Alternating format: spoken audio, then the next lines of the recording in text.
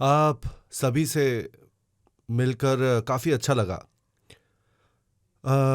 Royal leaders club के सदस्य अब लगभग बनाते हैं 14 लाख रुपए प्रति वर्ष। काफ़ी आराम से जीवन जीते हैं ये लोग। जो लोग हमारे साथ यहाँ काम कर रहे हैं, उनमें से कुछ लोग 22 लाख रुपए, 29 लाख रुपए, यहाँ तक कि 36 लाख रुपए प्रति वर्ष कमाते हैं। और कुछ तो ऐसे हैं जो प्रति वर्ष 45 लाख रुपए से भी अधिक बनाते हैं। जब उन्होंने पहली बार शुरुआत की तो उनमें से ज़्यादातर बहुत गरीब थे। सच कहूँ तो उनमें से ज़्यादातर किनारे पे थिरक रहे थे और मेरे साथ इस व्यापार को करने के अलावा उनके पास कोई और विकल्प भी नहीं था। नवयुवक आजकल हताश नहीं दिखते हैं, जैसे कि शुरुआती सदस्यों में हताशा थी। ये सच बात है। उनमें से कई युवा हैं और वो आराम से रहते हैं। प्रारंभिक सदस्यों की औसत आयु काफ़ी अधिक थी। हाल ही में मैं और भी ऐसे लोगों को देख रहा हूँ जो ज़रूरी नहीं है कि उनकी आजीविका या रिटायरमेंट तैयारी एक तरह की कोई समस्या हो उनके लिए। ऐसा लगता है कि उनके अपने जीवन में बहुत अधिक परेशानी नहीं है, लेकिन वो अपने प्रियजनों के बारे में काफ़ी चिंतित है। इसीलिए वे ये व्यवसाय करना चाहते हैं। हम भविष्य को लेकर बहुत चिंतित रहते हैं और वर्तमान वास्तविकता ज्यादा बेहतर भी नहीं है। इस दौरान विश्व जिस तरह की अनिश्चितता का सामना कर रहा है, उसमें जो वास्तव में सबसे ज्यादा दांव पर लगा हुआ है वो है हमारी व्यक्तिगत अर्थव्यवस्था। मान ले कि राष्ट्रीय अर्थव्यवस्था फल फूल रही है। हमारे देश के महान नेतृत्व और शानदार आर्थिक नीतियों के साथ आप किस प्रतिशत वृद्धि पर विचार कर सकते हैं? राष्ट्रीय अर्थव्यवस्था जो है उसमें 3% की वृद्धि को आश्चर्यजनक माना जाएगा। 5% से 6% की वृद्धि अब हमारे लिए संभव नहीं है। चीन जैसा देश जिसके पास कोरिया की तुलना में कम सकल घरेलू उत्पाद है, वो एक राष्ट्र के तौर पर 6% की दर से काफी अच्छी तरह आगे बढ़ रहा है। क्या आपको लगता है कि कोरिया की अर्थव्यवस्था 6% तक बढ़ सकती है? बिल्कुल भी नहीं। दुनिया में एक भी अर्थव्यवस्था ऐसी नहीं है जो कि कोरिया की आकार की हो और उसकी तुलना में 6% की दर से वो आगे बढ़ सकता हो। उन्नत देश 3% की दर से आगे बढ़ते हैं अगर वो अच्छा प्रदर्शन करे, और खराब अवस्था में 1.5% की दर से। कोरिया वर्तमान में 1.5% के स्तर से आगे बढ़ रहा है। इस विकास दर को अपने घरेलू अर्थव्यवस्था पर लागू करें। क्या आपको लगता है कि जीवन शैली में बहुत बदलाव आएगा या आपकी सभी समस्याएं हल हो जाएंगी? जब आपकी मासिक आय 1.4 लाख रुपए हो तो 2200 रुपए और बनाने के बारे में सोचें। सरकार केवल इतना ही कर सकती है। आपकी मासिक तनख्वाह 1.4 लाख रुपए से बढ़कर 1.5 लाख रुपए हो सकती है। इसकी व्यक्तिगत अर्थव्यवस्था पर बहुत कम प्रभाव पड़ेगा। इस तरह एक गरीब अर्थव्यवस्था में आप 1.4 लाख रुपए में से 2,000 रुपए महीने का गवा बैठेंगे। हमारे व्यक्तिगत इकोनॉमिक्स हमारे लिए बहुत प्राथमिकता रखते हैं। आप वास्तव में सरकार से आपके लिए बहुत कुछ करने की उम्मीद नहीं रख सकते। इन दिनों सरकार कई कल्याणकारी कार्यक्रमों को लागू करने जा रही है। मैं सरकार द्वारा प्रशासित ये सामान्य कल्याण कार्यक्रमों पर संदेह करता था। अब सरकार की भूमिका पर मेरा एक नया नजरिया है जो वो अपने लोगों के कल्याण के लिए कर रहे हैं। मैं बहुत वक्त तक सोचता था कि वंचित लोग जैसे बीमार, विकलांग, बुजुर्ग और अनाथ सरकार के कल्याण कार्यक्रमों से इन्हीं को प्राप्त होना चाहिए सब कुछ। मैं सब्सिडी देने वाली नीतियों के सख्त खिलाफ था जो कि युवा और बेरोजगारों को दिया जाता था, जो ज्यादा मेहनत भी नहीं करते थे। मेरा मानना था कि युवा और स्वस्थ उन लोगों को बाहर निकलना चाहिए और जो नौकरी उन्हें मिले उन्हें वो ही काम कर लेना चाहिए। मुझे ऐसा भी लगता था कि वो बिल्कुल खराब हो चुके हैं क्योंकि उनको मेहनत करने की कोई इच्छा ही नहीं है। पर मैंने ये महसूस किया कि समय बहुत बदल गया है और हम अब बहरे होकर नहीं जी सकते हैं। युवा लोग जो नौकरी खोजने के लिए संघर्ष कर रहे हैं पर उन्हें मिल नहीं रही है। अब नौकरी पाना कठिन होता जा रहा है। कुशल श्रमिकों के लिए भी ऐसा ही है क्योंकि हम आर्टिफिशियल इंटेलिजेंस के एक नए युग में प्रवेश कर रहे हैं। ऐसी बदलती दुनिया में आप कैसे प्रतिक्रिया करेंगे और खुद को कैसे तैयार किया जाए, ये सबसे महत्वपूर्ण है। ये मेरा मानना है। दुनिया की दौलत बढ़ती दिख रही है। 20/80 के हिसाब से पारेटो के नियम के अनुसार अर्थात जनसंख्या का 20% 80% संपत्ति को नियंत्रित करता है। ये नियम कई अन्य परिघटनाओं को समझने के लिए लागू किया जा सकता है। बहुत सी चीजें 20/80 में विभाजित की हुई लगती है। बात की सच्चाई ये है कि 20/80 उतना पुराना नहीं है। हम दुनिया को 1/99 बनते देख रहे हैं। ये कोई आश्चर्य की बात नहीं है कि हम में से कई लोगों को पता है। ऑक्यूपाई वॉल स्ट्रीट नामक एक आंदोलन कुछ वक्त पहले ही हुआ था, जिसका नारा था हम 99% है। आंदोलन का लक्ष्य ऊपर के उन 1% लोगों को कम करना था। मेरा सवाल यह है कि अगर हम 1% को कम करते भी हैं, तो क्या उनके द्वारा नियंत्रित संपत्ति 99% में बांट दी जाएगी? क्या ये उनके बीच उचित रूप से वितरित किया जा सकेगा? क्या हम अच्छे समान वितरण की उम्मीद कर सकते हैं? मुझे इसमें संदेह है। मैं एकाधीर का बिल्कुल भी वकालत नहीं कर रहा हूँ। मैं ये भी नहीं कह रहा हूँ कि अमीर और अमीर बनते रहे। इसके विपरीत मैं बहुत चिंतित हूँ। भले ही हम धन की एकाग्रता को रोकना चाहते हो, पर हमें अवधारणाओं पर यथार्थवादी दृष्टिकोण रखना ही चाहिए। जब बात आती है आय असमानता और धन की खाई के बारे में, सोचिए कि उन अमीर लोगों के पास क्या है। सीधे शब्दों में कहें तो क्या गरीबों के पास दौलत गिरेगी? अगर हम सभी बड़े निगमों को पूरी तरह से अलग कर देंगे तो कई लोग अभी भी स्थिति को फ्यूडल व्यवस्था के रूप में देख रहे हैं। फ्यूडल व्यवस्था में भूमि मालिकों की संख्या अल्पसंख्यक थी और गरीब बहुसंख्यक थे। यदि उन जमींदारों की जमीन छीनकर गरीबों को दे दी जाती, तो आप लोग बताइए या सोचकर देखिए कि धन पुनर्वितरण संभव होता या नहीं होता। फ्यूडल व्यवस्था में भूमि के साथ ये संभव है। दूसरी ओर, क्या धन का पुनर्वितरण संभव होता?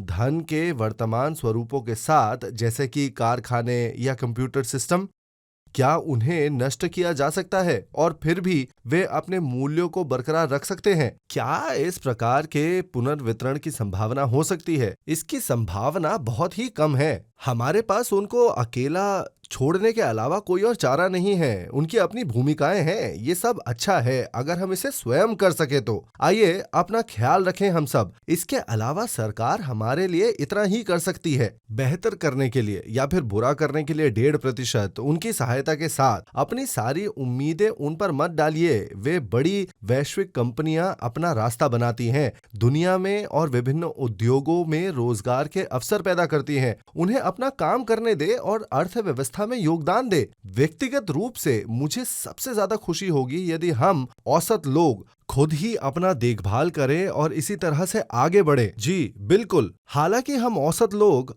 केवल 1%, 2% या 3% अधिक प्राप्त करके सुधार नहीं कर सकते हैं। क्यों नहीं? क्योंकि हम वर्तमान में 70,000 रुपए, 1.4 लाख रुपए या 2.2 लाख रुपए कमा रहे हैं और 3% या उसमें से 10% भी बहुत कम फर्क पड़ता है। किस प्रकार की वृद्धि हमें प्राप्त हो पाएगी? इस तरह से हमें 100%, 200%, 500% कमाना है या 1000% अधिक। क्या सरकार आपके लिए ऐसा कर सकती है? वे नहीं कर सकते, तो क्या करें? हमें अपना ख्याल रखना सीखना होगा। हम कैसे और किसके साथ अपना ख्याल रखेंगे?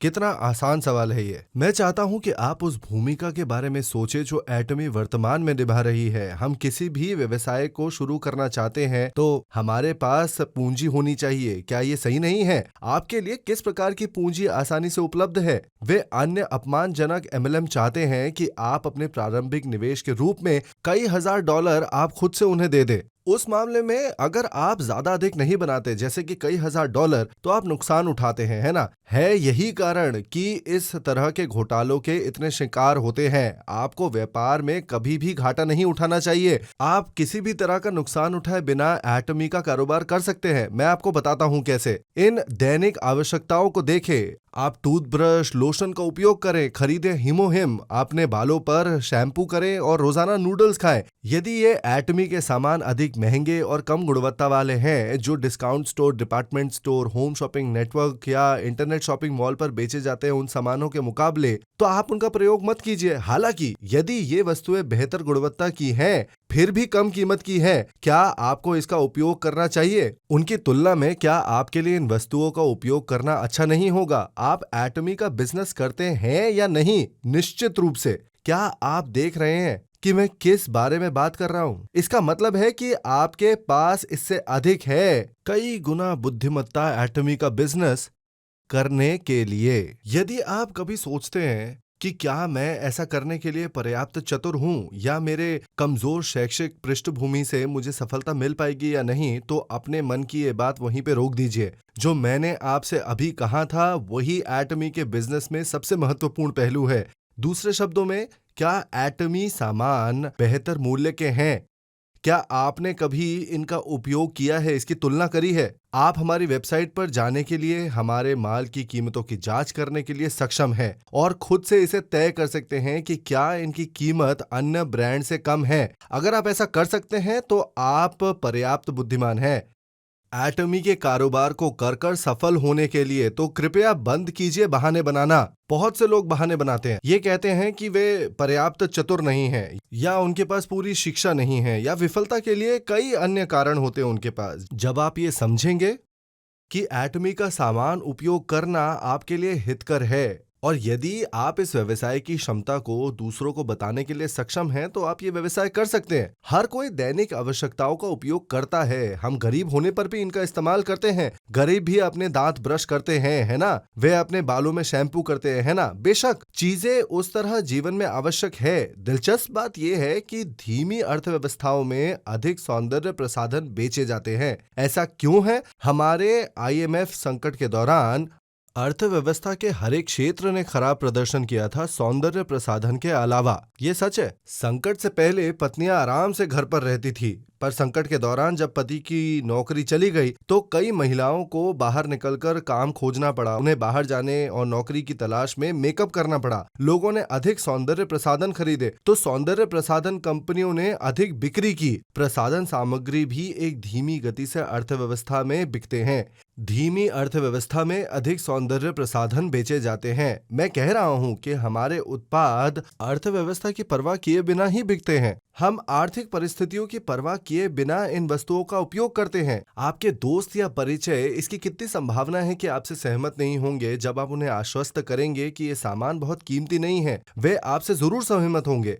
अगर उन्हें पूरी तरह से सूचित किया जाता है तो वो उसी निष्कर्ष पर पहुंचेंगे। इस तरह आप प्रचार करते हैं और उपभोक्ता समूह बनाते हैं। जब आप प्रचार कर रहे होते हैं तो मुआवजा प्राप्त करने के लिए ये उबलता है। आपने किसी भी चीज का निवेश किया है अब तक? कुछ भी नहीं। आपका रहने का खर्च ही आपकी पूंजी है। ये जरूरत की चीजें खरीदनी ही होंगी और आपको उन पर अच्छी डील मिलेगी। क्या आपने हानि उठाई या लाभ प्राप्त किया? आपने लाभ प्राप्त किया। अगला कदम अपने संगठन को विकसित करना है। क्या ये अपने आप बढ़ जाएगा या आपको मेहनत करनी पड़ेगी? आपको इसके बारे में दूसरों से बात करके प्रयास करना होगा। जब आप लोगों को सूचित करने के लिए तैयार हो, आपको आश्वस्त होना चाहिए ये कि ये व्यवसाय सफल होने जा रहा है। सैद्धांतिक दृष्टिकोण से क्या ये व्यवसाय आपको साध्य प्रतीत होता है? ये निश्चित रूप से संभव है, क्योंकि ये सैद्धांतिक रूप से संभव है। हम देखें कि हम इस पूरे समय में लगातार बढ़ते रहे हैं।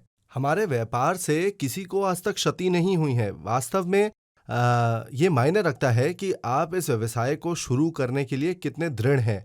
आपको इस व्यवसाय के बारे में आश्वस्त होना चाहिए, क्योंकि हम एक बहुत ही दृढ़ सिद्धांत के साथ जमीन पर टिके हुए हैं। आजकल मैं बहुत से लोगों को देखता हूं जिन्हें वास्तव में हमारे साथ काम करना चाहिए। जो लोग देर से 50 के दशक में पैदा हुए थे वो अब रिटायर होना शुरू हो गए हैं। वो प्राइम टाइम है। जो लोग 1955 और 1956 में पैदा हुए थे वो अब रिटायर हो रहे हैं और अब 57 और 58 के लोग भी रिटायर हो रहे हैं। फिर भी उनके पास जीने के लिए बहुत वर्ष शेष है। ऐसा लगता है कि हम रिटायरमेंट के बाद औसतन 40 साल जीते हैं। वर्तमान जीवन प्रत्याशा 90 है, लेकिन मेरी पीढ़ी उम्र के 100 साल तक जीवित रहने की उनकी संभावना है। हमें 40 से अधिक वर्षों तक जीना है। क्या हमारे पास जीने के लिए पेंशन आय है? तथाकथित सफल लोगों की पेंशन है। क्या ये पर्याप्त है? वो संभवतः अपनी जरूरतों को पूरा कर सकते हैं। हालांकि आलीशान जीवन शैली के लिए पेंशन किसी भी तरह से पर्याप्त नहीं है, ये मुश्किल से काफी होगा। अफवाह कहती है कि राष्ट्रीय पेंशन प्रणाली ठीक से नहीं चल रही है और उसका एक जोखिम है कि हम इसे पूरी तरह से खो सकते हैं। आपको ये पता होना चाहिए। इसलिए अब सफल लोगों को सामना करना पड़ रहा है एक नए जीवन की योजना बनाने की एक कठिन पथ। वो अपने लिए जीवन की योजना कैसे बनाने जा रहे हैं? मान ले कि उन सफल लोगों ने काम किया है सरकार के लिए, बड़े निगमों के लिए, स्कूल और अन्य अच्छे नियोक्ताओं के लिए। रिटायरमेंट के बाद वे कैसे अपना भरण पोषण करने जा रहे हैं? उनकी पेंशन के साथ केवल पेंशन पर्याप्त नहीं होगी, उन्हें प्लान बी के साथ आने की जरूरत है। और उनमें से ज्यादातर अपने खुद के व्यापारों को चलाने का निर्णय लेने जा रहे हैं। वे कैफे खोलते हैं, भोजन करते हैं और सबसे कुख्यात चिकन रेस्टोरेंट है जो पूरे देश को पीड़ित कर रहा है। वो धंधे चले गए भयंकर प्रतियोगिता के माध्यम से और उनके कारण चक्र समाप्त हो गया है।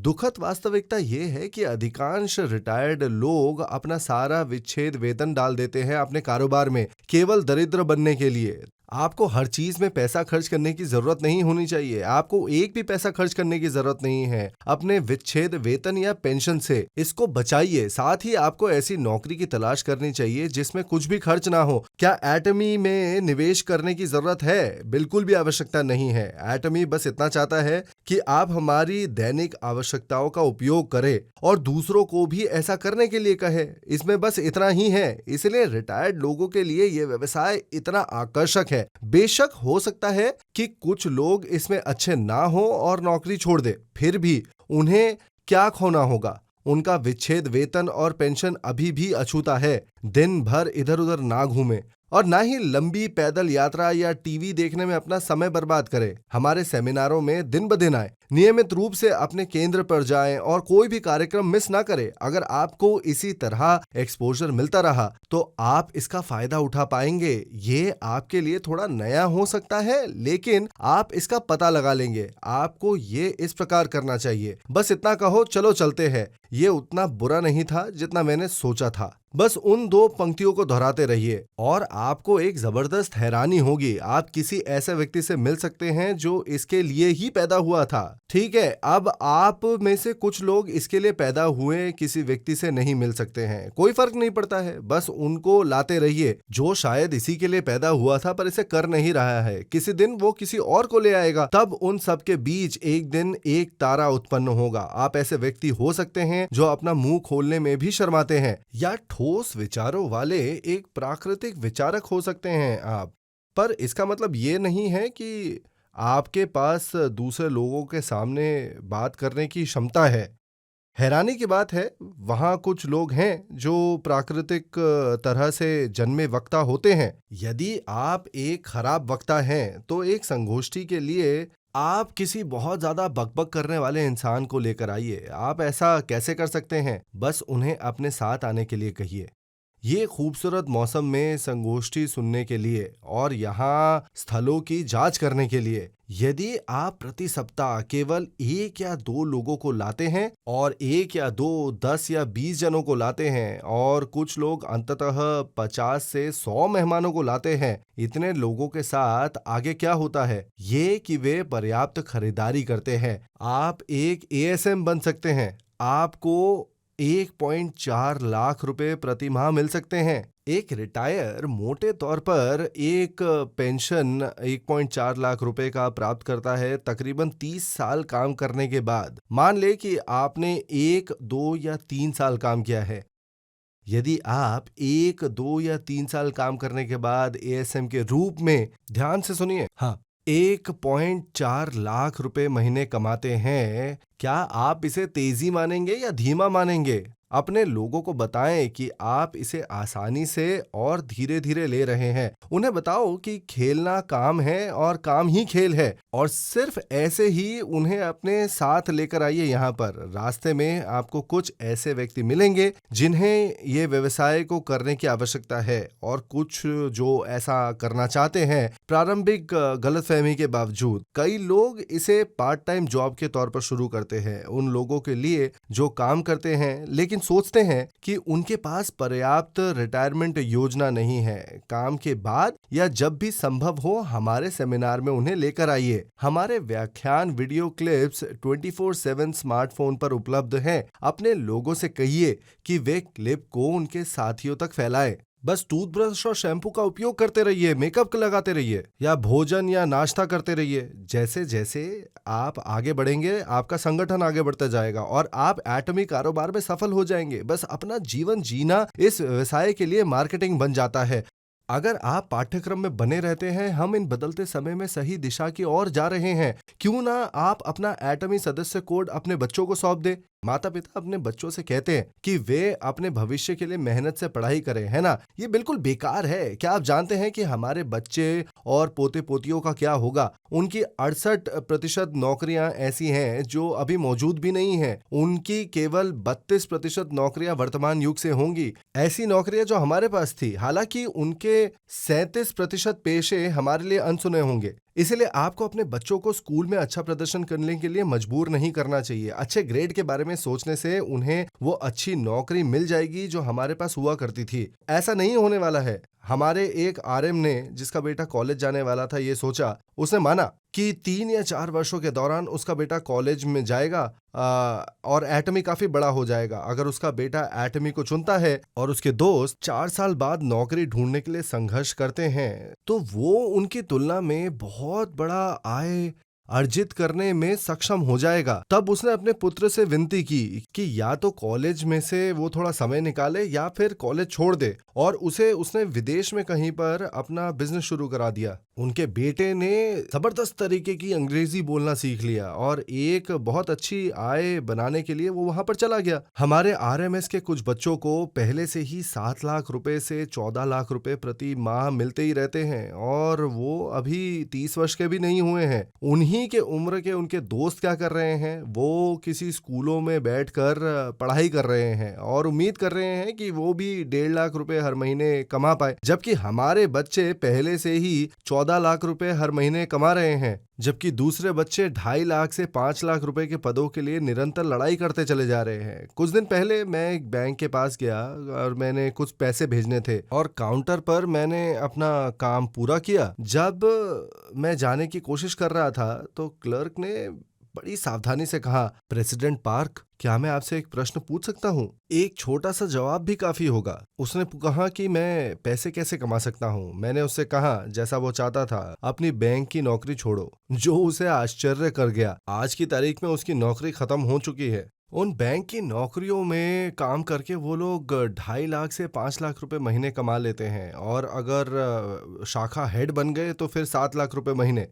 हालांकि इन वेतन से बुनियादी खर्चों के बाद, जैसे अपने बच्चों को पढ़ाना और घर खरीदना, इसके बाद कुछ भी नहीं बचता है। संक्षेप में, आपने 30 वर्ष की आयु तक लगातार पढ़ाई की। अपने जीवन का सबसे ऊर्जावान हिस्सा आपने बैंक के काम करने में लगा दिया और 60 वर्ष की आयु में आपके पास कुछ भी नहीं रहा। आपने मूल रूप से तो फिर सारा समय बर्बाद ही किया ना। मेरे अधिकांश साथी जो बैंक हेड बन चुके थे, वो लोग नौकरियों से संन्यास ले चुके हैं। उन्हें 70,000 रुपए से 1.5 लाख रुपए में काम भी नहीं मिल रहा है। तो ऐसा क्यों है कि हम बुढ़ापे की तैयारी करने में असफल हो जाते हैं? क्योंकि आपकी योजनाएं आरंभ से ही विफल रही हैं। वे सभी प्रारंभिक पेशे गायब हो जाएंगे, ड्राइविंग के सारे काम चले जाएंगे और बैंक क्लर्कों की आवश्यकता ही नहीं होगी। इसलिए मैंने उसे कहा कि जल्दी से यहाँ से निकल जाओ। वो भाग्यशाली होगा कि वो 60 वर्ष की आयु तक उस नौकरी को बनाए रखेगा, लेकिन वो भी ऑटोमेशन के कारण लगभग असंभव होगा। मैं व्यक्तिगत हार के रूप में मजबूर होते हुए उसे नहीं देखना चाहता था। मुझे लगता है कि आपको खुद फोन करना चाहिए। आप जीवित रह सकते हैं। एक अंडा बाहरी बल से फटने पर तला जाता है, लेकिन एक चिकन के अंदर से ही वो निकल कर आता है। इसलिए मैंने बैंकर से कहा कि वहां से निकल जाएं, नहीं तो वो फट जाएगा और अंत में फ्राई हो जाएगा। मैं आपसे कह रहा हूं कि अपने बच्चों को स्थिर नौकरियों से बाहर निकाल लीजिए, वरना वो भी फ्राई हो जाएंगे। ये केवल मेरा विचार नहीं है, कई समाजशास्त्रियों ने भी इसी बात को कहा है। एक किताब की दुकान में जाइए जहां वे वे सबसे ज्यादा बिकने वाले सामान प्रदर्शित करते हैं, और सर्वाधिक बिकने वाली किसी भी किताब को उठा लीजिए जिसमें यही बात बहुमत में कही गई है। इन घटनाओं के जवाब में आपको तुरंत कार्रवाई करनी चाहिए। आप पानी में एक मेंढक की तरह हैं जो धीरे धीरे उबल रहा है। आपको आसन्न खतरे का एहसास नहीं है और आपको पकाया जा रहा है। आपको उबलते हुए पानी से बाहर कूदना है। वहां एक नया भयावह संसार हमारी बाट जो रहा है। वर्तमान नौकरियां 70% गायब हो जाएंगी और नए व्यवसाय बनाए जाएंगे। हमें प्लान बी के साथ आना चाहिए, लेकिन प्लान बी किस तरह के हैं? आप अर्जित करना चाहते हैं 1 लाख, 2 लाख, 3 लाख या 5 लाख रुपए हर महीने? कोई प्लान बी को देखते हैं? क्यों नहीं? क्योंकि संसार में हर कोई उन योजनाओं को ढूंढ रहा है और खूनी लाल सागर में पागल की तरह लड़ रहे हैं। आप नीले सागर में जाइए। कई लोगों को इस धंधे की जानकारी नहीं है और वो इसको करने के बारे में ज्यादा सोचते भी नहीं हैं, जिसमें 22 लाख से 36 लाख रुपए हर महीने कमाई जा सकती हैं। तो संभावनाएं बहुत ज्यादा है। आरएम बनने का मौका आपका इंतजार कर रहा है। इस दिन और उम्र में आपको आक्रामक रुख अपनाना चाहिए। यदि आप हिचकिचाते हैं तो बेखबर मेंढक की तरह उबाले जाएंगे आप। तो आप आगे क्या करते हैं? आपके पास किस प्रकार की मनोवृत्ति और साधन होने चाहिए? क्या आप एटमी के बारे में जानकर उसके बारे में सोचेंगे नहीं? हमारे उत्पादों के बारे में विस्तार से जानने के लिए उनका अध्ययन करने की कोई आवश्यकता नहीं है। यदि अध्ययन स्वाभाविक रूप से आपके पास आता है तो अध्ययन के लिए आपका स्वागत है। हालांकि आपको उन विवरणों को याद करने के लिए खुद को मजबूर नहीं करना चाहिए। आप निराश हो सकते हैं और हार मान सकते हैं, इसकी कोई आवश्यकता नहीं है। मैं आपको विश्वास दिलाता हूं, जो हमारी क्षतिपूर्ति प्रणाली को समझकर निराश हो जाते हैं सोच सकते हैं कि वे अक्षम हैं। ये सच नहीं है। आप सभी बिना कुछ जाने ऐसा कर सकते हैं। अगर आप अच्छी तरह से समझा सकते हैं तो आपको कुछ फायदा हो सकता है। हालांकि जो वास्तव में प्रभावी है वो आपकी बौद्धिक व्याख्या नहीं है, बल्कि आपकी ईमानदारी और सच्चाई। ये एक बहुत शक्तिशाली प्रभाव ला सकता है। मान ले कि एक प्रयोजक है जो उत्कृष्ट है मुआवजा प्रणाली को स्पष्ट करने के लिए, लेकिन वो आपको बहुत परेशान करता है। वो अपने मुआवजे के बारे में ही सोचता रहता है, इसलिए साथी उसके साथ नहीं रहेंगे। वे निराश महसूस करेंगे। दूसरी ओर एक प्रयोजक है जो बहुत जानकार नहीं है लेकिन बहुत दयालु और ईमानदार है। वो आपकी मदद करना चाहता है। आप डरते हैं यदि आप नहीं करेंगे तो कोई और उसकी सहायता नहीं करेगा, क्योंकि लगता है उसके पास ज्यादा संसाधन नहीं है। आप निश्चित रूप से उसे निराश नहीं करना चाहते। इस तरह आपका संगठन बढ़ता है। ईमानदारी और नेक दिलता बहुत अधिक उत्पादकता उत्पन्न कर सकती है। इसकी तुलना में क्या ज्ञान उत्पन्न हो सकता है? वे मूल्यवान पूंजी है। मैं आपको बताता हूं कि ईमानदारी क्या है। हानि उठाने की स्थिति में भी अपनी बात रखना ही सच्ची ईमानदारी है। परिस्थिति के आधार पर अपनी स्थिति बदलना ईमानदारी नहीं है। स्थिति बदलने पर आपको अपने कार्यों का पालन करना चाहिए। दूसरे शब्दों में आपको नुकसान उठाना अपनाना चाहिए। सभ्यता का अर्थ है प्राथमिकता देना, अपनों के बजाय दूसरों के फायदे पर। 1 कोरिन्थियन 13 प्रेम के बारे में बात करता है। प्रेम दयालु है और स्वार्थी नहीं है। पौल हमें बताते हैं, दूसरे शब्दों में स्वार्थ दया नहीं है। दया का अर्थ है अपना पाने से पहले दूसरों का लाभ खोजना। इस तरह से आपको अपने काम के बारे में सोचना चाहिए। तुम्हें अपने साथियों पर दया करनी चाहिए। यदि आप एक ऐसे व्यक्ति हैं जो अधिक सुखी हैं, उन्हें अपने बदले वेतन मिलता देख आप 100% सफल होंगे। मैं इसकी गारंटी देता हूं। आप इस तरह की मानसिकता से कैसे सफल नहीं हो सकते? क्या आपके साथी इसे महसूस नहीं करेंगे? बेशक वो करेंगे। मेरा प्रयोजक ईमानदारी से मुझे सफल होते देखना चाहता है। मैंने यही किया। मैं बहुत नेक दिल सीईओ हूं। मैं आपको ये बताते हुए शर्मिंदा नहीं हूं। क्यों नहीं? क्योंकि मेरे पास सबूत है। रॉयल क्लब के शुरुआती सदस्यों को काफी मुश्किलों का सामना करना पड़ा और मैं चाहता था कि वे मेरे हृदय की गहराइयों से सफल हो। मेरी स्थिति कुछ ज्यादा अच्छी नहीं थी। मैं एक क्रेडिट अपराधी था और कंपनी के लिए पैसा बहुत कम था हमारे पास। हालांकि मैं एक विकट स्थिति में था, मैं वास्तव में उनकी सफलता की कामना करता रहता था। मैंने अपने भागीदारों के लाभ की मांग की। आमतौर पर मुआवजे का भुगतान किया जाना चाहिए। 1 सप्ताह के बाद किताबें बंद हो जाती हैं। उस समय मैं कंप्यूटर प्रणाली का प्रभारी था। तब मैंने प्रतिदिन प्रतिकर का हिसाब लगाया। सदस्यों को मैंने फोन कॉल किया जिसने उस दिन बहुत अच्छी बिक्री करी थी। मैंने उनसे पूछा कि क्या उन्हें कोई रिटर्न मिलने की उम्मीद है। हमें उन दिनों में बहुत रिटर्न मिलते थे। जब उन्होंने कहा कि वे निश्चित है कि कोई वापसी नहीं होगी, तो मैं उनके लिए बहुत रोमांचित था। मैंने उनसे कहा कि उन्होंने उस दिन 5,000 रुपए कमाए थे और मैं उन्हें वायर कर देता था वो पैसे, ताकि उनका वो उपयोग कर सके अगले दिन के परिवहन और दोपहर के भोजन के लिए। तब मैंने उनको मैसेज किया, आपके मुआवजे के लिए बधाई हो। मुझे आशा है कि आप प्रतिदिन मुआवजा अर्जित कर सकते हैं। आओ मिलकर और भी अधिक मुआवजे की आशा करें। मैं उन संदेशों को भेजने के लिए कितना उत्सुक था। क्या आप जानते हैं कि उस समय कंपनी कैसी चल रही थी? मैंने कितनी उम्मीदें की कि कोलमार बीएनएच के सीईओ हमें उधार पर माल दे दे, पर वो तब तक सौदा नहीं करना चाहते थे जब तक उन्हें नकद में पैसे ना मिले। इसीलिए हमें हर दिन केवल थोड़ी मात्रा में ही माल मिलता था।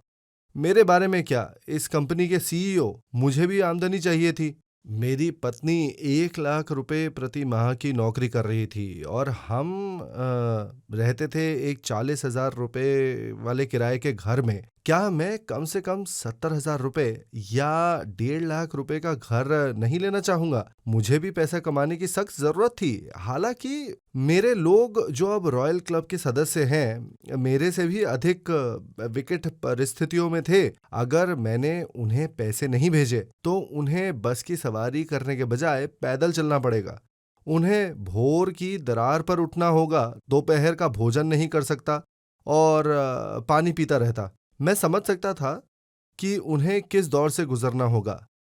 क्या आपको लगता है कि हमारे शुरुआती कॉन्ट्रैक्टर्स का मानना था कि मुझे परवाह है या नहीं? वे निश्चित रूप से जानते थे कि मैंने क्या किया है। फिर हम अपना लाभ नहीं चाहते थे। मैंने दूसरों की सफलता को ही अपनी प्राथमिकता मानी और यही ईमानदारी और दयालुता है। ज्ञान की तुलना में उस तरह का रवैया कहीं अधिक उत्पादक है और बहुत अधिक से अधिक मूल्य पैदा करने की क्षमता है इसमें। क्या आप सब लोग नेक दिल वाले हैं? आप में से जो अच्छे नहीं हैं वो अभी शुरुआत करने का फैसला कर सकते हैं। कृपया मेरे पीछे दोहराए, मैं एक नेक दिल इंसान हूं। अब से अपने आप से यही कहते रहो आप सब लोग। आपको बस इतना करना है कि अच्छा बनो। फिर से अच्छा होना दूसरों के लाभ की तलाश करना है। पहले आप अपने खुद के लिए प्रयास करते हैं जब तक कोई आपके साथ काम ना करने को तैयार हो जाए। उनकी सफलता उसके बाद आपकी प्राथमिकता होनी चाहिए। यदि आप उस व्यक्ति को सफल बनाने के लिए दृढ़ हैं, हमारा कंप्यूटर सिस्टम एक प्रक्रिया चलाता है जिससे कि उस व्यक्ति की मदद कर सके। वो आपको कभी घाटा नहीं उठाना पड़ेगा। भले ही आप अपना लाभ ना चाहते हुए, हमारा सिस्टम आपके लिए यह करेगा। फिर से विशेषज्ञों का कहना है कि हमारी मौजूदा नौकरियां 68% गायब हो जाएंगी। ये एटमी व्यवसाय एक प्रणाली से लैस है जो आपको सैकड़ों हजारों रुपए बनाने में सक्षम बनाता है। आप एक अच्छे व्यक्ति के रूप में जीवन जी सकते हैं जब तक आप मेरा व्याख्यान सुन रहे हैं। अगर आप अपने आसपास किसी के बारे में सोच सकते हैं जिसे आप अपने से अधिक सफल देखना चाहते हैं, तो आप निश्चित रूप से दूसरों की तुलना में अधिक जल्दी सफल होंगे। जब आप 99% उन पर दया करते हैं, इस तेजी से दुनिया बदलती है और उन्हें मदद करने के लिए आपकी जो इच्छा है, उससे आप एक नेक दिल इंसान बनेंगे। अंत में एक बार फिर दोहराइए, मैं एक नेक दिल इंसान हूं। आप सभी की अपार सफलता की कामना करते हुए मैं व्याख्यान समाप्त करता हूं। सुनने के लिए धन्यवाद।